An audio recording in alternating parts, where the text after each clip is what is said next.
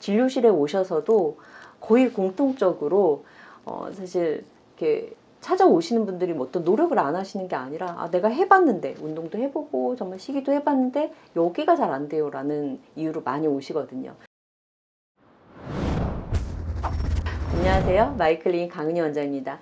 오늘 질문 한번 볼게요. 운동을 해도 살이 안 빠져요. 상체는 너무 말라서 개미허리인데 하체 특히 안쪽 살이 너무 튀어나왔고 정말 건강하게 다이어트 하고 있는데 몸무게는 빠지는데 허벅지가 그대로예요. 너무 많이 말씀하시는 부분이에요. 이렇게 진료실에 오셔서도 거의 공통적으로 사실 이렇게 찾아오시는 분들이 뭐 어떤 노력을 안 하시는 게 아니라 내가 해봤는데 운동도 해보고 정말 시기도 해봤는데 여기가 잘 안 돼요 라는 이유로 많이 오시거든요. 그 중에 이제 우리가 20대 미만까지 20대까지는 사실 많은 부분이 하체 비만이신 경우가 많고, 그 이후에 이제 40대 이제 나이살로 바뀌는 부분은 복부, 상체 비만이 많아지게 되고요. 이런 원인은 사실 말 그대로 나이에 따라서 이렇게 고민 부분이 달라지는 거는 일단 첫 번째는 호르몬 영향이 있어요. 그러니까 호르몬 자체가 우리가 여성 호르몬이 활발하게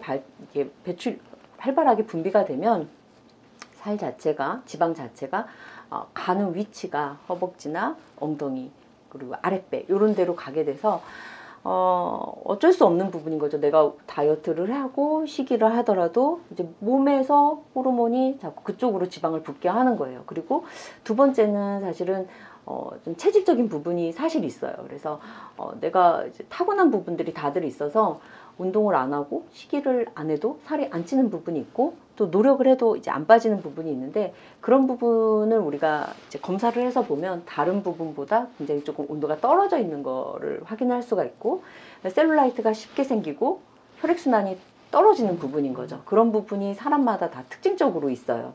예, 뭐 연령대에 같은 연령대라도 얼굴 살이 안 빠지시는 분들이 계시고, 종아리 살이 안 빠지시는 분들이 계시고, 허벅지 살이 안 빠지시는 경우가 있고, 이런 부분은 사실 그쪽의 지방 자체가 변성되어 있는 경우가 많이 있어요. 그래서 변성되어 있다, 다른 말로 하면 이제 셀룰라이트, 그러니까 지방 자체가 성격이 변한 거죠. 그래서 그런 경우에는 이제 셀룰라이트 치료를 해줘야 되는 경우죠. 그래서 이제 여성 호르몬 영향으로 이제 하체 비만이 되는 경우가 많아서, 사실 이런 노력 대비 아무리 체중을 빼더라도 좀 한계가 있는 부분, 그리고 이제 이런 셀룰라이트, 몸에 따라서 특정 부분의 순환이 떨어져서 셀룰라이트가 쉽게 생기는 부분이 있어요. 이런 경우에는 사실 아무리 체중 감량을 해도 어려운 부분이 있기 때문에 셀룰라이트 치료 쪽으로 접근이 되셔야 되는 부분이신 거고, 그리고 정말 살과 상관없이 부종, 이제 순환이 안 돼서 그래서 이제 두꺼워지시는 경우가 있어요. 근데 이런 경우는 사실 지금 말씀하신 분들처럼 뭐 운동을 많이 하고 이래도 이런 경우는 아니시고, 이제 활동량이 굉장히